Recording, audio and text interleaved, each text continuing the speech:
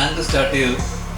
ആ bank start ചെയ്തിട്ട് അവർ ഇപ്പോൾ ഏതൊരു നാഷണലൈസ്ഡ് ബാങ്കാണെന്ന് തോന്നുന്നത്. ഇതൊരു ബാങ്കിൻ്റെ ഫ്ലക്സ് വയ്ക്കുന്നു, അവർ ഇത് ചെയ്യുന്നു, അവർ അക്കൗണ്ട്സ് തുടങ്ങുന്നു, പരിപാടി ആൾക്കാരെ അങ്ങനെ ആ നാട്ടിലെ മൊത്തം ആൾക്കാരെ പറ്റിച്ചിട്ട് ഇവർ അങ്ങ് പൊയ്ക്കളഞ്ഞു. അങ്ങനെ ഒരു ദിവസം ഇതൊക്കെ കൊണ്ടാണ് ബാങ്കിലെ മൊത്തം ടീം നാട് വിട്ടു. ഈ നാട്ടിൽ ഇവരിങ്ങനൊരു സംരംഭം തുടങ്ങുന്നുണ്ടെങ്കിൽ നമ്മുടെ നാട്ടിൽ ഇത്തരമുള്ള ഉടായ്പ പരിപാടികളൊന്നും തന്നെ അധികാരം നിൽക്കില്ല, ചെലവാവില്ല എന്നുള്ളതാണ് സത്യാവസ്ഥ.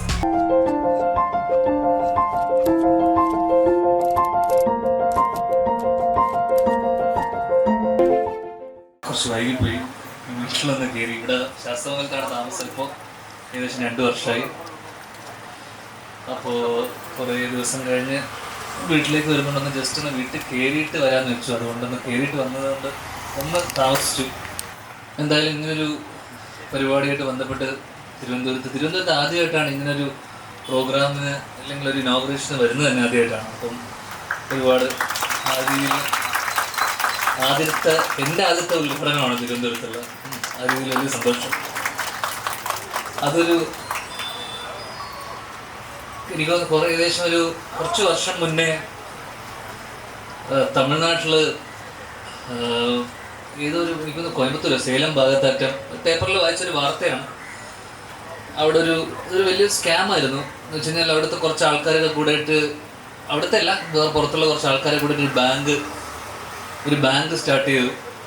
ആ ബാങ്ക് സ്റ്റാർട്ട് ചെയ്തിട്ട് അവർ ഇപ്പോൾ ഏതൊരു നാഷണലൈസ്ഡ് ബാങ്കാണെന്ന് തോന്നുന്നത്. ഇതൊരു ബാങ്കിൻ്റെ ഫ്ലക്സ് വയ്ക്കുന്നു, അവർ ഇത് ചെയ്യുന്നു, അവർ അക്കൗണ്ട്സ് തുടങ്ങുന്നു, പരിപാടി ആൾക്കാരെ വായിച്ചിട്ടുണ്ടാകും കുറേ പേരൊക്കെ. അതിനെ ബേസ് ചെയ്ത് ഞങ്ങളൊരു സിനിമ ചെയ്തിരുന്നു, പാർട്ട്നേഴ്സ് എന്ന് പറഞ്ഞിട്ടൊരു സിനിമ. അങ്ങനെ ആ നാട്ടിലെ മൊത്തം ആൾക്കാരെ പറ്റിച്ചിട്ട് ഇവർ അങ്ങ് പൊയ്ക്കളഞ്ഞു.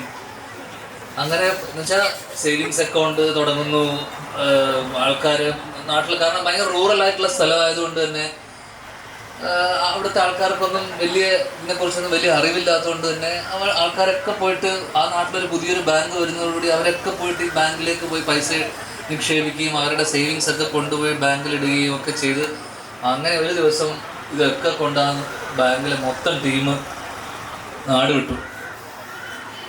അപ്പം ഞാൻ അപ്പം ചിന്തിച്ചിരുന്നു, അപ്പം അങ്ങനെ ഇത് തമിഴ്നാട്ടിൽ നടക്കും, നമ്മുടെ നാട്ടിൽ നടക്കുമോ? ഒരിക്കലും നടക്കില്ല. അതിന് വ്യക്തമായ കാരണം എന്ന് വെച്ച് കഴിഞ്ഞാൽ നമ്മളിവിടെ വരുമ്പം തന്നെ ഇങ്ങനൊരു സംരംഭം ഇങ്ങനെ ഉണ്ടോ കാര്യം തന്നെ നമുക്ക് എല്ലാത്തിനോടൊരു സംശയമാണ്. ഇത് ശരിയാണോ? ഇതെന്താ പരിപാടി? കാരണം എല്ലാത്തിനോടൊരു സംശയം ഉണ്ടാവും. ഇതെന്താ തട്ടിപ്പാ?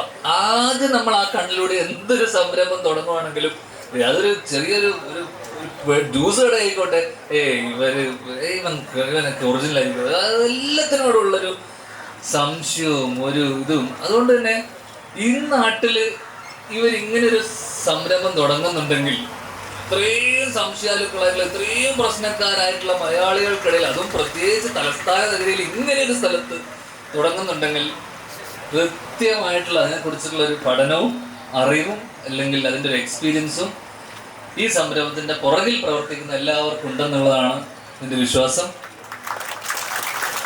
കാരണം നമ്മുടെ നാട്ടിൽ ഇത്തരമുള്ള ഉടായ്പ പരിപാടികളൊന്നും തന്നെ അധികാരം നിൽക്കില്ല, ചെലവാവില്ല എന്നുള്ളതാണ് സത്യാവസ്ഥ. അതുകൊണ്ട് തന്നെ ഇതിൻ്റെ ഒരു ക്രെഡിബിലിറ്റി അല്ലെങ്കിൽ ഇങ്ങനെ ഒരു പ്രത്യേകിച്ച് നോൺ ബാങ്കിങ് ഫിനാൻസ് കമ്പനികൾ ഒരുപാട് എണ്ണമുണ്ട്. അതും RBIയുടെ അണ്ടറിലല്ലേ, RBIയുടെ ഇതിൽ തന്നെ വരുന്നതാണ്. അതിൽ ഡെഫിനറ്റ്ലി എങ്ങനെ ഒരു കോമ്പറ്റീഷൻ ഉള്ളൊരു ഡെഫിനറ്റ്ലി ഇങ്ങനൊരു ഇതിൽ നിൽക്കുമ്പോൾ എന്തൊക്കെ പറഞ്ഞാലും ഒരു റിസർച്ചും ഒരു പഠനമൊക്കെ നടത്തിയതിൻ്റെ പുറകിൽ ഇവരുടെ അടുത്തുള്ള എഫേർട്ടൊക്കെ എന്തായാലും ഭീകരമായിരിക്കും. അതുകൊണ്ട് തന്നെ ഈ സംരംഭം തീർച്ചയായും വിജയിക്കും എന്നുള്ളൊരു വിശ്വാസത്തോടു കൂടി എല്ലാവിധ ആശംസകളും ഭാവങ്ങളും നേർന്നുകൊണ്ട് നന്ദി നമസ്കാരം. ഇത്തരത്തിൽ മനോഹരമായിട്ടുള്ള ഒരു ആശയത്തിന്, ജീവകാരുണ്യ പ്രവർത്തനത്തിന് ഈ ഒരു ഉദ്ഘാടന ചടങ്ങുമായി ബന്ധപ്പെട്ട് നടക്കുമ്പോൾ നമുക്ക് നൽകാം ഒരു നിറഞ്ഞ കയ്യടി.